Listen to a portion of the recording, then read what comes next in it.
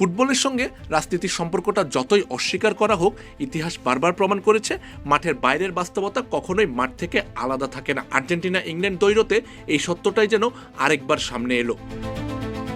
আটলান্টার মঞ্চে সেমিফাইনালের রোমাঞ্চ তখন তুঙ্গে। পিছিয়ে থেকেও শেষ মুহূর্তের গোলে ম্যাচ ঘুরিয়ে ফাইনালে ওঠে আর্জেন্টিনা।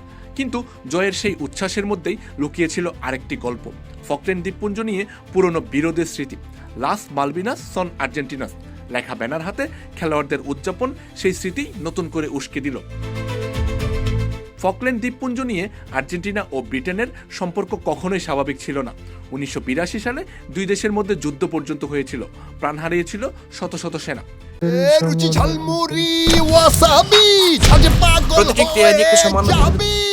সেই ক্ষত এখনো দগদগে।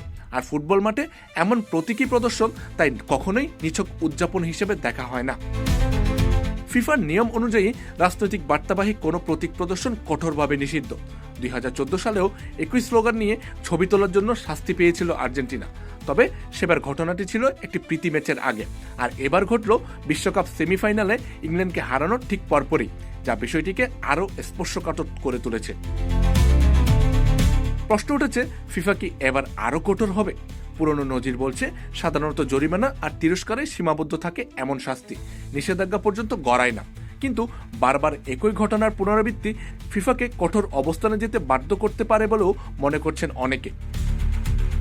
মাঠে যে জয় আর্জেন্টিনাকে ফাইনালে পৌঁছে দিয়েছে, সেই জয়ের ছায়াতে এখন ঘুরপাক খাচ্ছে এক কূটনৈতিক বিতর্ক। শিরোপার স্বপ্ন পূরণের আগেই কি তবে মূল্য দিতে হবে আর্জেন্টিনাকে? আমজাদ হোসেন আবির, খেলা ৭১।